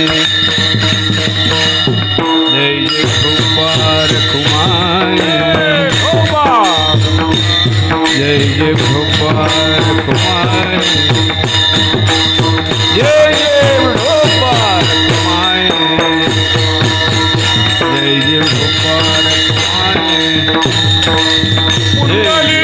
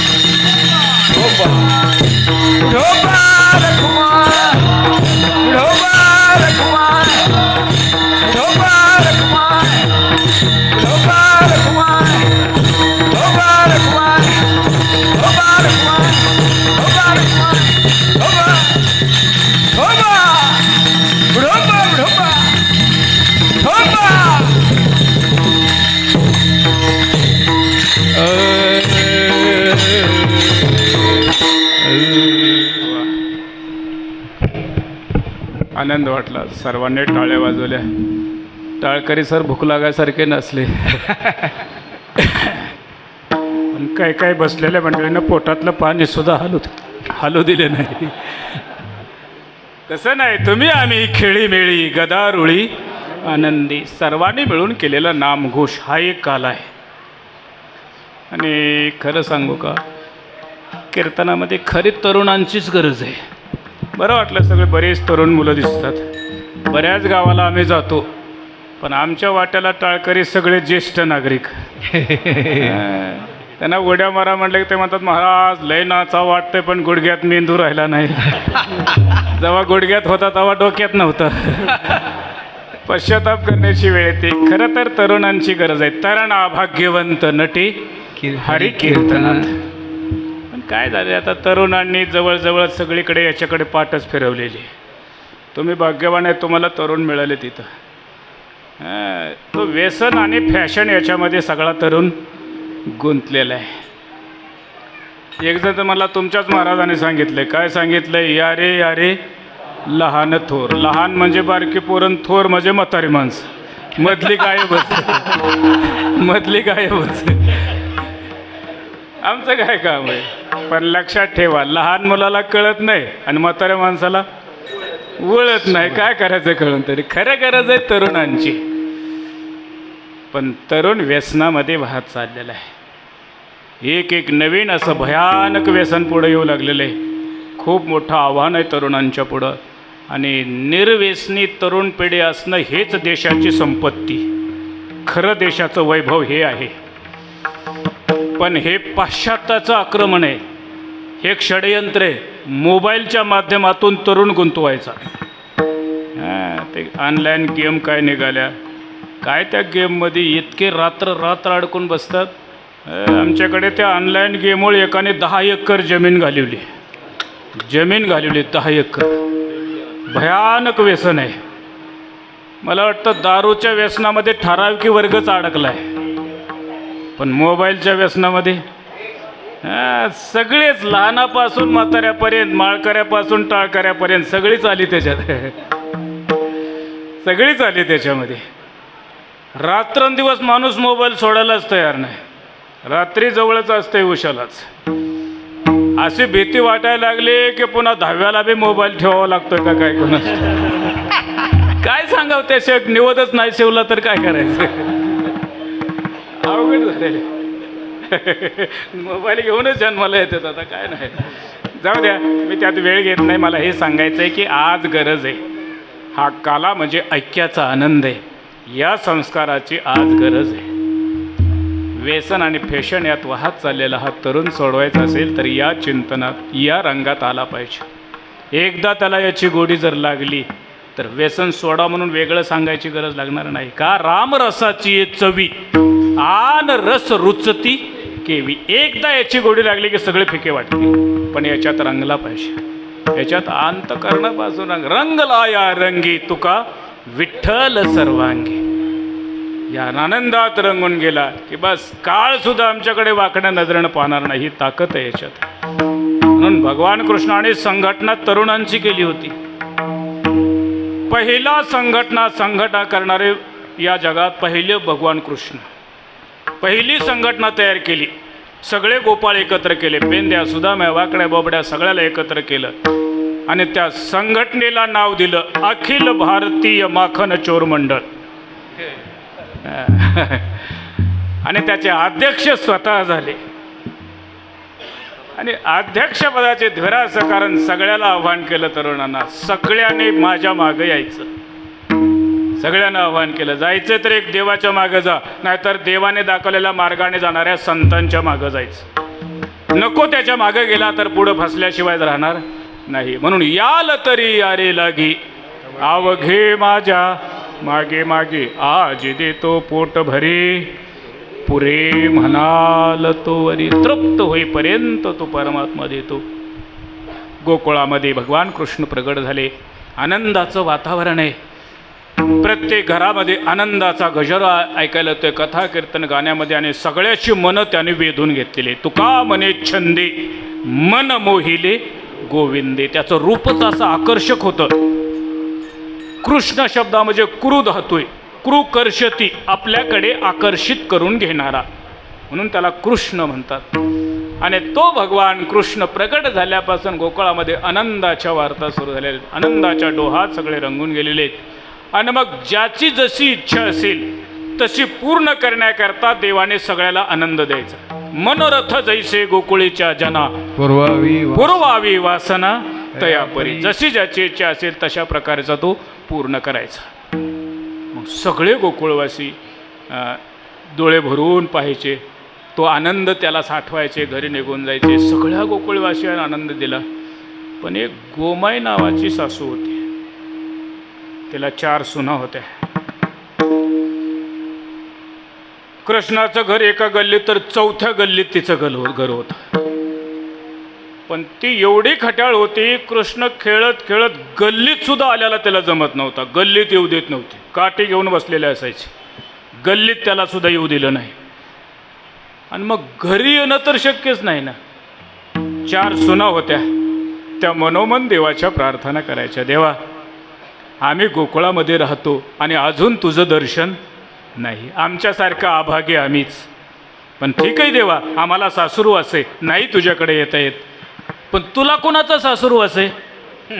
तू एकदा ये आणि आम्हाला दर्शन दे. मनोमन ती प्रार्थना करायची. मग आता जशी इच्छा असेल ते पूर्ण करायची. आणि मग देवाने विचार केला, ठीक आहे, गोमाई नावाची सासू खट्याळ आहे. ते आपल्याला गल्लीत येऊ देत नाही, तर घरी जाऊन दर्शन देणं कसं शक्य आहे? पण देव आहे चतुरातू शिरोमणी. त्याने काय केलं, एका म्हातारीचं रूप धारण केलं. तिच्याच वयाचे, हे 70-80 वर्षाचं, तिच्या वयाच्या म्हातारीचं रूप धारण केलं. आणि त्या गल्लीत पांढरं पाताळ नेसलेली, रुद्राक्षाच्या माळा गळ्यामध्ये, बॅग खांद्यावर, हडपी आणि काठी टेकवत त्या गल्लीतून निघाले. आता समवयाची पाहिल्यानंतर एक प्रकारचा आदर होतोच ना. आणि चेहरा असा सात्विक छटा होती चेहऱ्यावर, दिव्य तेज होतं. त्यामुळं दारातून निघाल्यानंतर लगेच धावत आले. कोण आहे आपण, कुठून आलाय, कुठं चाललाय? दर्शन घेतलं आणि विचारलं. त्यावेळेस त्या म्हातारीने सांगितलं, आम्ही रामेश्वरावरून आलोय आणि काशीला निघालोय म्हणे.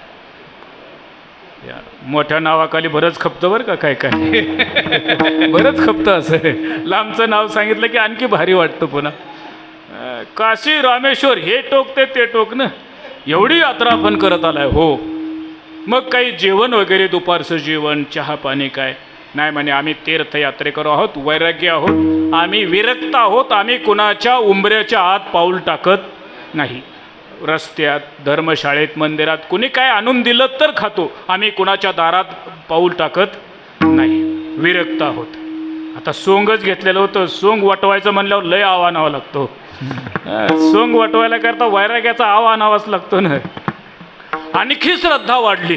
विरक्त, काशीहून आलेले विरक्त, आणखी श्रद्धा वाढली. बरं ठीक आहे, घरात नका येऊ, दारात यायला काय हरकत आहे, 2 मिनटं दारात बसा, दूध वगैरे घ्या, थोडंसं जेवण करा. मग जास्त आग्रह पाहिल्यानंतर मग ठीक आहे म्हणे, दारात बसू. दारामध्ये घोंगडी टाकली, बसल्या दोघी जणे. मग बोलायला सुरुवात झाली. हिने विचारलं तुमचं नाव काय? हे म्हणले गोमाई. तिने विचारलं तुमचं नाव काय? माझं नाव श्यामाई.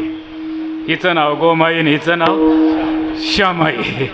देवाने नावच असं बदलली नाही, नावावर तरी कळावं, पण नाही लक्षात येत लवकर. श्यामाई. बरं ठीक आहे.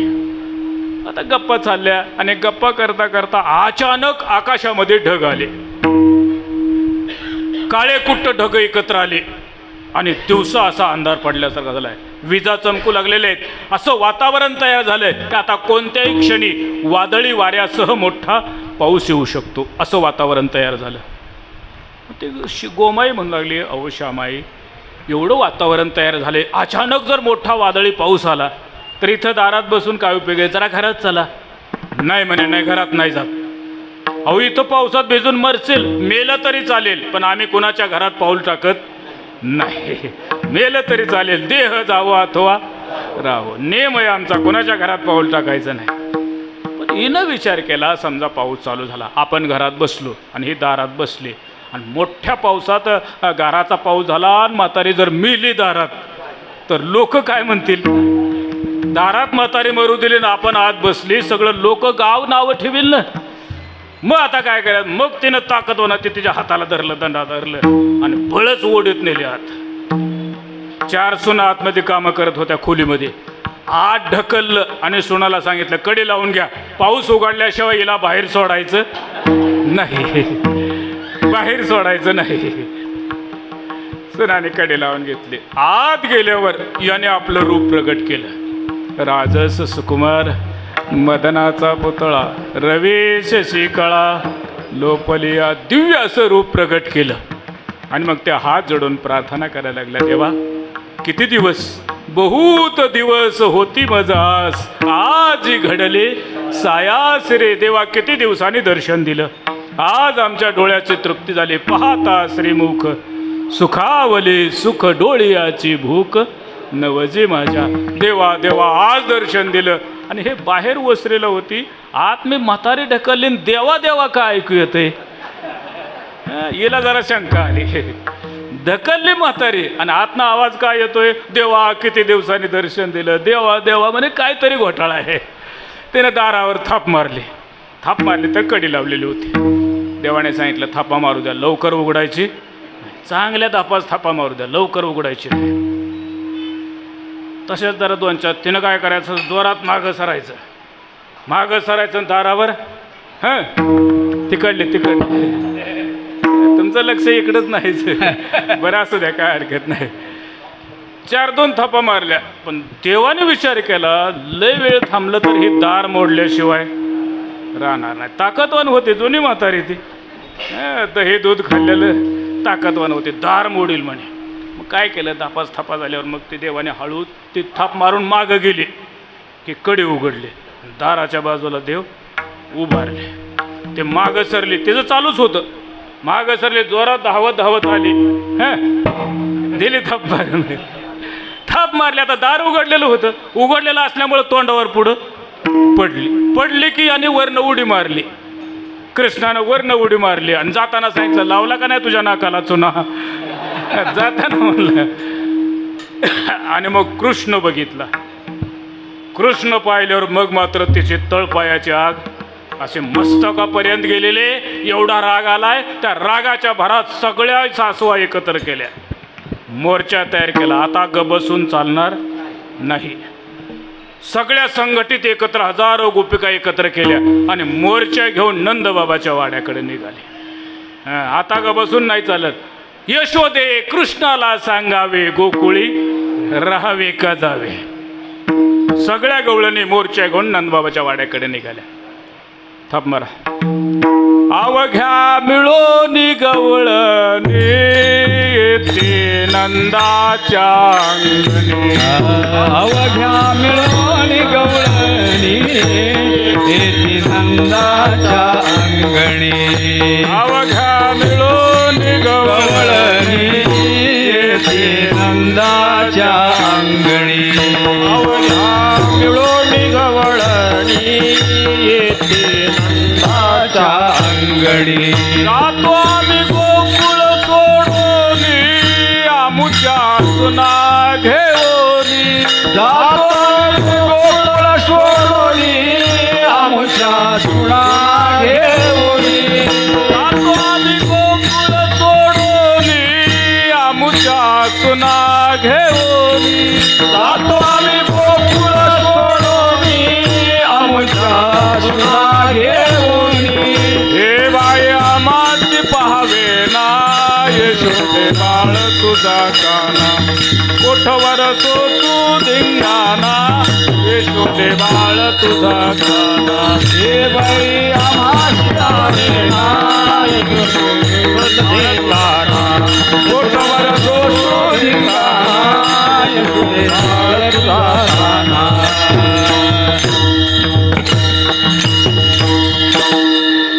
अवघ्या मिळून गवळणी येती नंदाच्या अंगणी. अंगणामध्ये आलेले आहेत आणि सांगते यशोदे जरा बाहेर ये. एकदम बऱ्याचशा एकत्र आलेलं पाहिलं. यशोदा म्हणते आज काही संक्रांतीचा सण नाही, कुंकू लिहायला म्हणाव्या तर मग या तरी या आल्या तरी या आता बसा जरा दूध वगैरे घ्या. म्हणे दूध वगैरे घ्यायला नाही आलो मग कशाला आलो? तुझ्या मुलाचा प्रताप सांगण्याकरता आलोय म्हणे. काय झालं माझ्या मुलाने काय केलं? काय केलं? तुझा मुलगा चोर आहे म्हणे. गोकुळामध्ये तो काय करतोय? चोरी करतोय. चोर आहे म्हटल्यावर आता कुठल्या आईला आपल्या मुलाला चोर म्हणलेलं आवडेल का? नाही आवड. जरी असला तरी आवडत नाही. असला तरी पण माझा मुलगा तसं नाही, नाहीच मान्य करीत. ते म्हणले चोर आहे तुझा मुलगा, चोऱ्या करतोय. यशोदा म्हणले खबरदार, तुमच्यातलं किती खाल्लंय डबल माझ्या घरचं घेऊन जायचं, पण पुन्हा याला चोर म्हणायचं. तुम्ही असं चोर चोर म्हणत राहिला तर उद्या याला कोणी पोर देणार नाही. मग चोर आहे म्हटल्यावर कोण पोरगे द्यायला लागले? पुन्हा माझ्या मुलाला चोर म्हणायचं नाही. अगं जाऊ दे, नुसतं एकट्याने खातो असं नाही. खाऊ दे, एकट्याने खाल्लं तर किती खाणार आहे, पण एकटा नाही 10-5 मुलं बरोबर आणतो आणि सगळ्याला वाटतो. यशोदा म्हणली बरोबर आहे, माझा मुलगा सज्जन आहे आणि सज्जनाचा स्वभाव आहे. कुठली वस्तू एकट्याने खायची नाही, आधी दुसऱ्याला वाटावी. भूताची दया हे भांडवल संता, आपुली ममता नाही देही. सज्जनाचा स्वभाव आहे. माझा मुलगा सज्जन आहे. बरं जाऊ दे, त्याने खाऊ दे, दुसऱ्याला वाटू दे. पण एवढ्यावर थांबत नाही. खाऊन जाताना पुन्हा भरलेले दह्या दुधाचे माठ फोडून टाकतो आणि फुटलेले माठ सगळे घरामध्ये त्यालाही मिळत नाही ना आम्हाला नाही. सगळ्या घरात दही दूध पसरतो. यशोदा म्हणली बरोबर आहे. काय बरोबर आहे? सगळ्या घरात त्यालाही नाही ना आम्हाला नाही. बरोबर आहे. का? तुम्ही एक एक माठ 10-10 वर्ष वापरताय. त्या कुंभारदादाने कशावर जगायचं? त्याचा धंदा चालला पाहिजे का नको? त्याचा धंदा चालावा म्हणून तो माठ फोडतोय म्हणे. त्याचं बरोबर आहे. कुठलीच आई सहसा आपल्या मुलाचा गुन्हा कबूल करत नाही. त्याचं बरोबर आहे. दुसरी म्हणली जाऊ दे, माठ फोडू दे, दुसरा आणता येतोय. पण सकाळी सकाळी येतो आणि वासरं सोडतो आणि गाईला वासरं पितात, आम्हाला दूध मिळत नाही. वासरं सोडून देतो म्हणे सकाळी सकाळी येऊन पहाटेच. यशोदा म्हणली बरोबर आहे त्याचं. काय बरोबर आहे? तो तुम्हाला एका अधर्मातून वाचवतोय म्हणे. खरं सांगा, गाईच्या असताना दूध निर्माण झालं ते वासरासाठी का आपल्यासाठी? खरा हक्क कोणाचा आहे त्याच्यावर? वासराचाच आहे. तो अजून मोर्चा काढत नाही म्हण बरं आहे. खरं ते निर्माण झालं ते वासरासाठीच आहे. आम्ही काय करतो? पाना घालाय पुरतं त्याला सोडायचं. गाईनं पाना घातला असं लक्षात आल्यावर खिचून ओढायचं. किरकोळ माणसाला लवकर ओढत नाही ते. तोंडात बोट घालून ओढायचं, गाईच्या समोर खुंट्याला बांधायचं आणि ते बघत असताना सगळं दूध काढून घ्यायचं. खरं सांगा, बघताना ते काय म्हणत असेल बरं? बाबा तुमचं कल्याण व्हावं असं म्हणत असेल का? त्याला काय तळमळ आहे का नाही? हा अधर्म घडतोय, त्याच्या हक्काचं तुम्ही काढून घेताय. हा अधर्मातून वाचवण्याकरता ते वासरू सोडतोय म्हणे. त्याचं बरोबर आहे. दुसरे म्हणले जाऊ दे, वासरं सोडू दे. लहान लहान मुलं झोपलेले असतात, त्याला चिमटे काढून उठवतो म्हणे. यशोदा म्हणली बरोबर आहे. त्याला पुढे मित्रमंडळ तयार करायचं आणि ते मित्रमंडळ सतेज बुद्धीचं असावं. ज्याला आपली बुद्धी सतेज ठेवायची त्यांनी सूर्योदयापूर्वी उठावं. बुद्धी सतेज राहते. सतेज बुद्धीचं मित्रमंडळ असावं म्हणून तो पहाटे उठवतोय म्हणे. तुम्ही कितीही सांगितलं तरी जसं सांगता तसं माझं मूल मुळीच नाही, मग आहे तरी कसं तुझं मूल? यशोदा सांगते, बाळ सगुण गुणाचे दाणे गे बाळ सगुण गुणाचे दाणे बाळ सगुण गुणाचे ताणे गे बाळ सगुण गुणाचे ताणे बाळ सगुण गुणाचे ताणे गे बाळ सगुण गुणाचे ताणे बाळ सगुण गुणाचे ताणे गे बाळ सगुण गुणाचे ताणे बाळ दिसते गोजिरवाणे गे बाळ दिसते गोजिरवाणे बाळ दिसते गोजिरवाणे गे बाळ दिसते गोजिरवाणे बाळ दिसते गोजिरवाणे गे बाळ दिसते गोजिरवाणे बाळ दिसते गोजिरवाणे गे बाळ दिसते गोजिरवाणे तुम्ही सांगता गाराने गे गोकुळीच्या नारी काय सांगता गाराने गे गोकुळीच्या नारी काय सांगता गाराने गे गोकुळच्या नारी काय सांगता गाराने गे गोकुळच्या नारी बाळ सगुण गुणाचे ताणे बाळ सगुण गुणाचे ताणे बाळ दिसते गोजिरवाणे बाळ दिसते गोजिरवाणे तुम्ही सांगता गाराने काय सांगता गोकुळीच्या नारी काय सांगता गाराने गोकुळीच्या नारी काय सांगता गाराने गे गोकुळीच्या नारी काय सांगता गाराने गे गोकुळीच्या नारी विनाकारण तुम्ही गाराने सांगूच नका. तुम्ही म्हणता तसं माझं मूल मुळीच नाही. यशोदा मान्यच करत नाही. कारण विनाकारण काय सांगता गाराने गे गोकुळच्या नारी सावळा गे चिमणा माझा गवळणीत खेळे राजा तुम्ही मोठ्या ढालग जागे गोकुळच्या नारी. एवढ्यात यांचं संपत आहे तर मागून एक जण पळत आली होती. तिनं आवाज दिला, यशोदे थांब. काय झालं? सगळ्या त्याच्याकडे बघत राहिल्या. त्याच्या अंगाला हातापायाला जखमा झालेल्या होत्या, बँडेज पट्ट्या लावलेल्या होत्या, रक्तबंबाळ हातपाय झालेलं, तोंडाला कुठं कुठं लागलेलं. आणि ते ओरडत आले, यशोदे थांब. काय झालं? तुझ्या कृष्णाने, म्हणजे कृष्णानं काय केलं यापेक्षा तुला काय झालं हे पहिलं सांग. तेच सांगायला आले म्हणे. काय झालं? काय झालं म्हणे, परवा आमच्या घरी आला बालकृष्ण आणि त्याने मला गवळणबाई लोणी आहे का म्हणून मागितलं. मी सरळ सांगितलं आमच्या घरी अजिबात लोणी मिळणार नाही, नाही म्हणून सांगितलं. त्याने सांगितलं नसू दे लोणी, दही असलं तर दे. मी सांगितलं दही नाही. दूध असलं तर दे, दूधही नाही. नाही तर ताक तरी दे, ताकही नाही. मी काहीच दिलं नाही. मग रागा तो परत गेला. मग रात्री काय केलं त्यांनी, गायीच्या गोठ्यातली त्याची गाय सोडली आणि तिच्या जाग्यावर गाढव नेऊन बांधलं.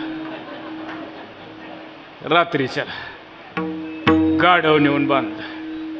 मग आता हे पहाटे पहाटे उठले, धारा काढायच्या, शेण काढायचं, धारा काढायच्या. मग ते पहाटे उठले, अजून पूर्ण प्रकाश पडलेला नाही, थोडा थोडा अंधार आहे. अशा याच्यामध्ये तिनं धार काढायला वासरू सोडलं. वासरू सोडलं. आता वासरू जवळ गेलं, पण गाढव दिसल्यावर ते माघारी फिरलं. त्याला कळालं हे आपली आई नाही, ते माघारी फिरलं. पण हिला शंका आली, वासरू का पित नाही, पाना घातलाय का नाही, म्हणून जवळ गेले आणि कासेत हात घातला.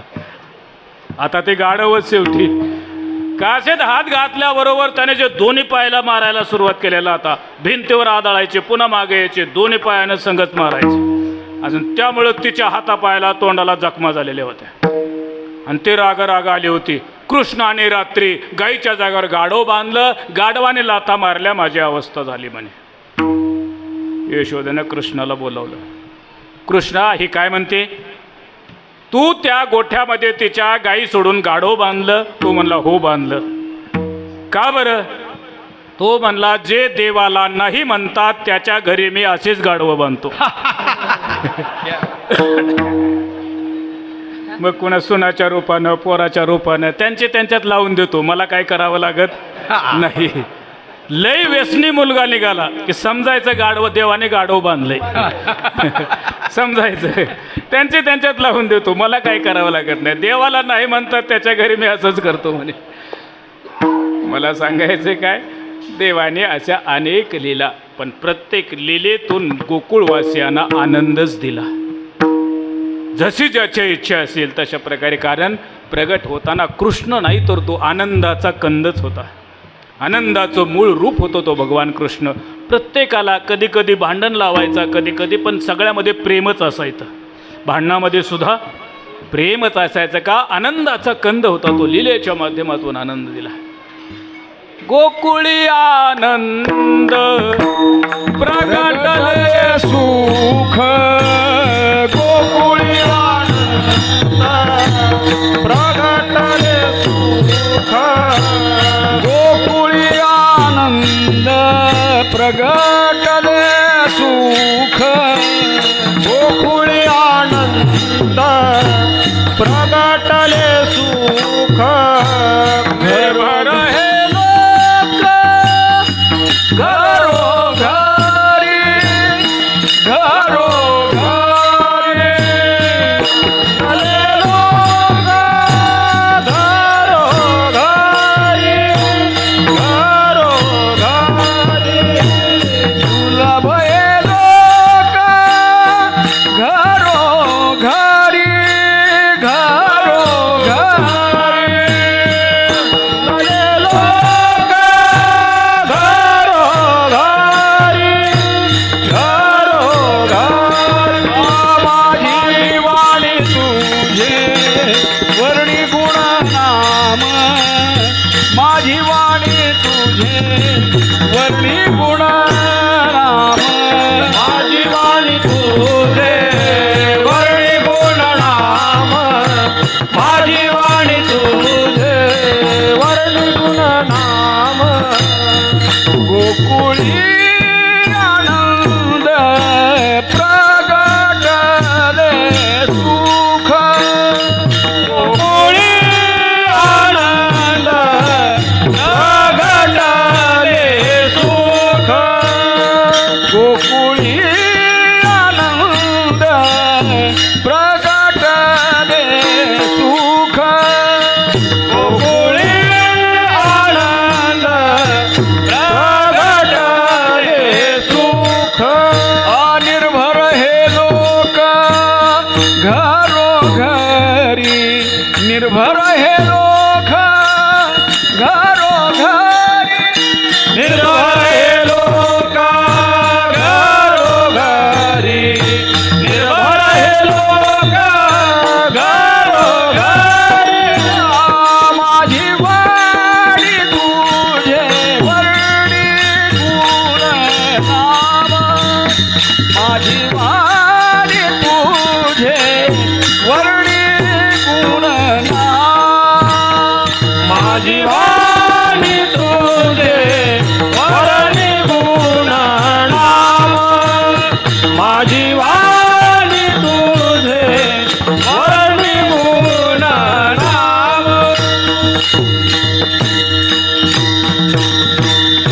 गोकुळी आनंद प्रगटले सुख. मूर्तिमंत आनंदाचा तो गाभा होता. त्यामुळं गोकुळीच्या सुखा अंत पार नाही लेखा. आनंदाचा सागर तो परमात्मा. मग कधी कधी लीला करताना सासू सुनामध्ये भांडण बी लावायचा, पण भांडणामध्ये सुद्धा प्रेमच असायचं. दावी लाघव भांडवी सासू सुना पराभक्ती हे शुद्ध तुम्ही जाणा. निळोबर आहे म्हणतात. त्याच्यामध्ये सुद्धा भक्ती प्रेमच होतं. काय झालं, एके दिवशी सहज रस्त्याने निघाला. गल्लीतून जात असताना एक नवीन सुनबाई दारामध्ये भांडे घासत बसली होती. नवीन लग्न झालेलं, दारामध्ये बसले होते. घरात पाहिलं तर सासूबाई घरामध्ये नाहीत. घर मोकळं दिसलं. लगेच तिकडं मोर्चा वळवला, मध्ये निघाला. दारात ते भांडे घासत बसली होती. तिनं अडवण्याचा प्रयत्न केला, पण तिला सरळ म्हणला, तुझ्या बापाचं घर आहे का हे? देईन तोंडावर तुझ्या बापाचे हे घर. तिला काय ऐकला नाही, गेला मध्ये. ती आपली भांडी घासत बसली बिचारी, कशाला लय भांडण कर, नवीन होती. मध्ये गेला. ते दही दूध लोणी काय खायचं ते खाल्लं, पोटभर खाल्लं. तर खाल्ल्यावर जाताना गप निघून जावं की? जाताना काय केलं, वंजळीत लोणी घेतलं आणि जाता जाता भांडी घासत बसली होती त्याच्या तोंडाला लावलं, सगळ्या तोंडाला पुसलं आणि गेला पळून. बरं, पळून गेला दुसरीकडं नाही, जिथं सासूबाई गप्पा मारत बसल्या होत्या तिथं जाऊन सांगितलं, जरा घरी जाऊन बघा काय चाललंय हे. सासूबाईला जाऊन सांगितलं. मग सासूबाईला तेवढंच पाहिजे, धावत धावत आले तर हिच्या तोंडाला सगळं लोणी लागलेलं आणि ते पुसायची गडबड चाललेली. मग आता सासूबाईला पुराव्यासहित सापडल्यावर काय खोटं वाटेल का? ते लागले म्हणाला, अगं टवळे, तुम्हीच लोणी खाता ना आळ मात्र देवावर घेता. लोणी मात्र कोण खातंय? तुम्हीच खाता लोणी आणि मग आळ मात्र देवावर. तुम्ही खाऊन लोण्याचा गोळा घे, तुम्ही खाऊन लोण्याचा गोळा. तुम्ही खाऊन लोण्याचा गोळा घे, तुम्ही खाऊन लोण्याचा गोळा. तुम्ही खाऊन लोण्याचा गोळा घे, तुम्ही खाऊन लोण्याचा गोळा.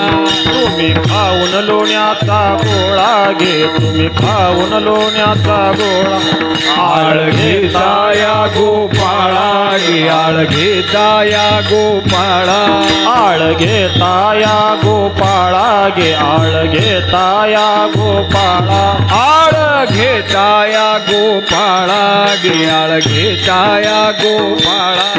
आळ घेता या गोपाळा घे, आळ घेता या गोपाळा.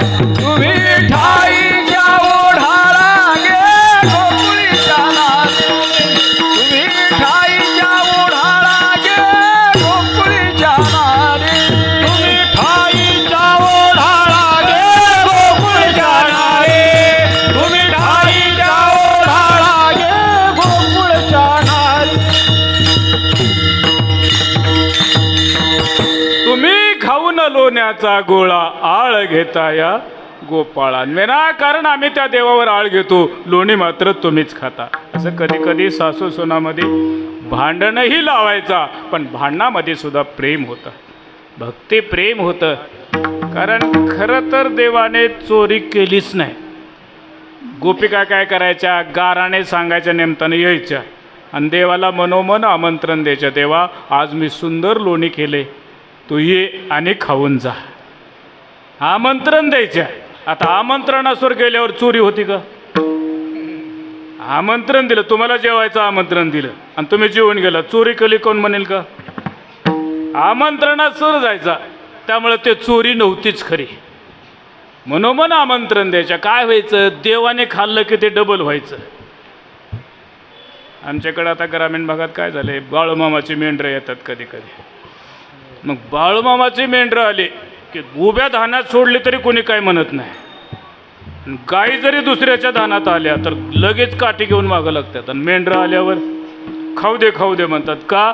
फक्त त्याने खाल्लं की डबल होतं. हे अशीच भावना घे, वाढेल बाळूमामाच्या कृपेने. काय चित्त चोरीले नंदाच्या नंदा गेले, चित्त चोरीले नंदाच्या नंदा रे. तुका म्हणे येणे गरुड ध्वजे, तुका म्हणे येणे गरुड ध्वजे, तुका म्हणे येणे गरुड ध्वजे, तुका म्हणे येणे गरुड ध्वजे. माझी वाणी तुझे वर्णी गुणनाम, माझी वाणी तुझे वर्णी गुण नाम. माझी वाणी तुझे वर्णी गुण नाम. गरुड ध्वजे. येणे गरुड ध्वजे तुका म्हणे येणे गरुड ध्वजे तुका म्हणे येणे गरुड ध्वजे माझी वाणी तुझे वर्णे गुणनाम माझी वाणी तुझे वर्णे गुणनाम माझी वाणी तुझे वर्णे गुणनाम चित्त चोरी येले नंदाच्या नंदने चित्त चोरी येले नंदाच्या नंदने चित्त चोरी येले नंदाच्या नंदने चित्त चोरी येले नंदाच्या नंदने तुका म्हणे येणे गरुड ध्वजे तुका म्हणे येणे गरुड ध्वजे तुका म्हणे येणे गरुड ध्वजे तुका म्हणे येणे गरुड ध्वजे माझी वाणी तुझे वर्णी गुणनाम माझी वाणी तुझे वर्णी गुणनाम माझी वाणी तुझे वर्णी गुणनाम माझी वाणी तुझे वर्णी गुणनाम माझी वाणी तुझे वर्णी गुणनाम माझी वाणी तुझे वर्णी गुणनाम चित्त चोरी येले नंदाच्या नंदने तुका म्हणे येणे गरुड ध्वजे. चित्ताची चोरी करणारा हा भगवान अलौकिक अशा दिव्य खोड्या दिव्य लीला करायचा. मग अनेक गाराने येऊ लागले, वेगवेगळे गाराने येऊ लागले. पण शेवटी आता यशोदेने विचार केला कुठपर्यंत हे गाराने ऐकायचे. 12 वाजले 1 वाजले तर हे गारानेच कुठपर्यंत चालायचे. त्यापेक्षा आता एक निर्णय घेऊया, एकदाचा निर्णय घेऊन टाकूया. आईचे ऐकता गाराने यशोदे नयने आले पाणी कृष्णा खोड्या दे टाकोनी. सरळ निर्णय घेतला यशोदेने. बस कृष्णा आजपासून तुला घरातही ठेवणार नाही आणि गावातही ठेवणार नाही. उद्यापासून तुला वृंदावनात जावं लागेल.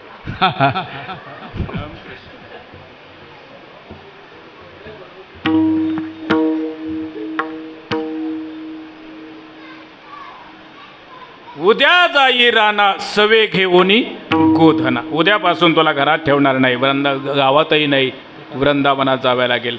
कृष्ण म्हणले वृंदावन तर वृंदावन, आपल्याला कुठलाही वार्ड चालतो, काय हरकत नाही. कुठल्याही वार्डात टाका विजयीच होणार. वृंदावन तर वृंदावन. पहाटे भगवंताला उठवलेलं आहे, अभ्यंग स्नान घातलेलं आहे, छोटासा पितांबर नेसवलेला आहे, मोती जडवलेली गोंगडी खांद्यावर दिलेले, मोर पिसाचा टोप घातलेला आहे, कस्तुरीचा तिलक लावलेला आहे, बासरी हातामध्ये घेतलेली आणि मग पेंद्या सुदाम्या वाकड्या बोबड्या सगळे गोपाळ बरोबर घेतले. म्हणे छंदे